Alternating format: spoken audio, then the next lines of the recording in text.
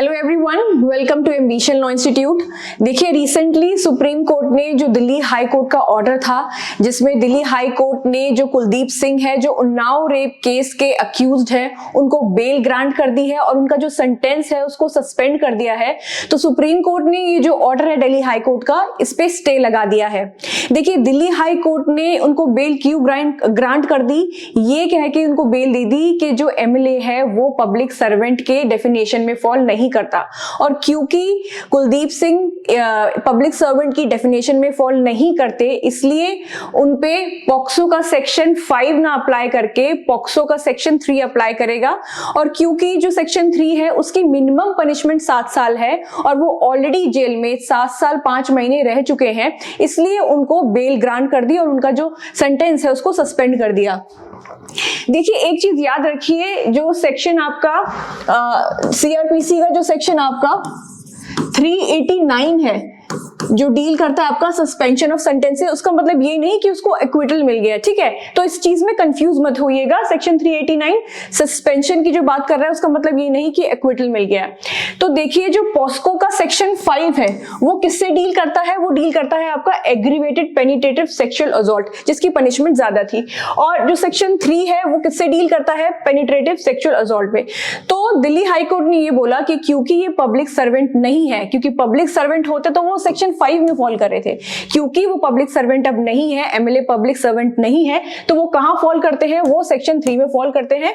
इसलिए उनको bell grant कर दी और जो उनका सेंटेंस है उसको सस्पेंड कर दिया। तो चलिए आगे हम इस केस को डिटेल में पढ़ते हैं। देखिए, 3 जजेस हैं जिन्होंने इस केस को दिल्ली हाई कोर्ट के ऑर्डर पे स्टे लगाया है, तो इसको आप ध्यान से देखिए कि कौन से वो 3 जजेस हैं। A bench of justice Suryakant, justice JK Maheshwari and justice AG Masih stayed the Delhi high court order which suspended Kuldeep Sengar's sentence and granted him bail during the pendency of his appeal against conviction। तो basically supreme court ने Delhi high court के order पे stay लगा दिया। अब आगे हम समझते हैं कि सुप्रीम कोर्ट ने क्या कहा है इस केस में। देखिए, ये एक टेम्पररी रिलीफ है उसको, जो विक्टिम है। ये मत समझिए कि विक्ट्री हो गई, उसकी विक्ट्री नहीं हुई है, बस एक छोटा सा रिलीफ है जो उसको मिला है। ऑर्डिनरी, देखिए, जब भी ट्रायल कोर्ट या हाई कोर्ट बेल ग्रांट करता है तो नॉर्मली जो सुप्रीम कोर्ट है ना, वो बेल के जो ऐसे ऑर्डर होते हैं ना ही उस पर स्टे लगाती है ना उसको कैंसिल करती है बिना अक्यूज्ड को सुने। ये पहला केस है, ये एक्सेप्शनल केस है जिसमें सुप्रीम कोर्ट ने अक्यूज्ड को बिना सुने उसकी जो बेल है उस पर स्टे लगा दिया। तो ordinary when a convict or under trial has been released on bail pursuant to an order passed by the trial court or the high court, such order shall not be stayed by this court without hearing the person। मतलब बिना accused को सुने उसकी जो bell है उस पे stay या उसको कैंसिल नहीं किया जाता कर सकते। However, the instant matter revolves around certain unique facts and circumstances where the respondent convict is also separately convicted and sentenced in a case under section 304 part B of IPC. देखिए, उसके ऊपर एक और चार्ज लगा हुआ था। वो charge क्या था कि जो विक्टिम की जो फादर है उसको मारने का भी चार्ज इनके ऊपर लगा हुआ है कि उनकी जो डेथ हुई थी वो कस्टडी में हुई थी। तो ये एलिगेशन भी थी उनके ऊपर, मतलब एलिगेशन क्या, वो कन्विक्टेड थे इस केस में भी। तो अगर उनको बेल मिल भी जाती तो भी वो बाहर नहीं आ पाते, क्योंकि एक और केस उनके अगेंस्ट चल रहा था। जो कन्विक्ट है, जो इसके अंदर कन्विक्ट है कुलदीप, उनके अगेंस्ट एक और केस चला हुआ था, वो था उसके फादर को, उसकी फादर की डेथ का। Keeping in mind these peculiar circumstances, we deem it appropriate to stay the operation of impugned order। देखिए, जो दिल्ली हाई कोर्ट ने ऑर्डर पास किया था 23/12/2025, उसी को स्टे करने की बात कर रहे हैं।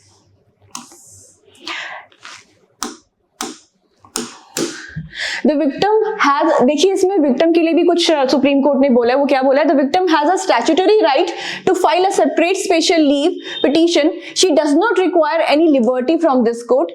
In case she needs any free legal aid, the Supreme Court Legal Service Committee is directed to provide such services to her. However, she may, if so advised, file her appeal through her counsel of her own। मतलब वो खुद का वकील भी कर सकती है, और अगर उनको हेल्प चाहिए तो जो सुप्रीम कोर्ट की लीगल सर्विस कमिटी है वो भी उनको हेल्प प्रोवाइड कर सकती है। देखिए एक कंसर्न था हमारे सीजीआई का, the CGI can't express concern over exclusion of elected members of legislative assembly from the definition of public servant. देखिए जो हमारा पब्लिक सर्वेंट है वो आईपीसी में कहाँ डिफाइंड है, सेक्शन 21 में आईपीसी में डिफाइंड है। तो एक ये भी रीजन दिया गया था कि जो हमारी डेफिनेशन है उसके अंदर कहीं भी जो एमएलए है वो फॉल नहीं कर रहा, सेक्शन 21 की जो डेफिनेशन है उसमें एमएलए फॉल नहीं कर रहा। एक इस चीज को भी दिमाग में रखते हुए दिल्ली हाई कोर्ट ने इस केस में बेल ग्रांट कर दी थी अक्यूज्ड को। तो हमारे जो सीजीआई है वो एक कंसर्न दिखा रहे हैं कि अगर देखिए एमएलए पब्लिक इलेक्ट करती है, लेकिन अगर हम एमएलए को एक्सक्लूड कर देंगे तो मतलब ये तो ठीक नहीं है ना। We are only worried that if this interpretation is accepted, a constable or a patwari will be a public servant for the purposes of committing this offense, but an elected MP MLA will be exempted. Court ने ये कहा कि एक constable और पटवारी तो public servant है, लेकिन एक एमएलए और एमपी पब्लिक सर्वेंट नहीं है। ये बात ठीक नहीं लग रही, ये करेक्ट इंटरप्रिटेशन नहीं है इस चीज की। During the hearing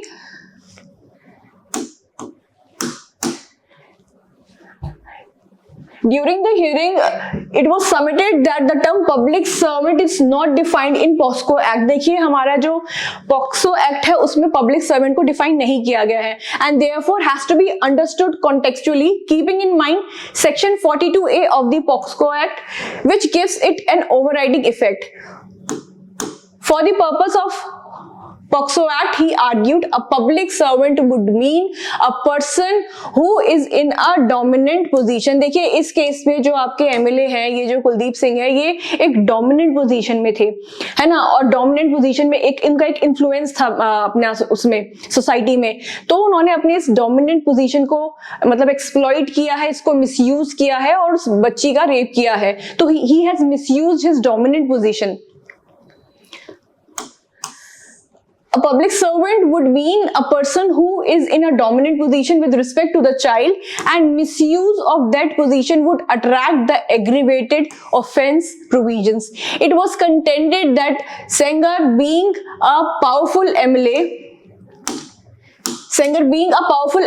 in the area at the relevant time clearly exercised such dominance over the survivor who was less than 16 years of age. मतलब उन्होंने अपनी पावर का मिसयूज किया था और उस माइनर के साथ रेप किया था।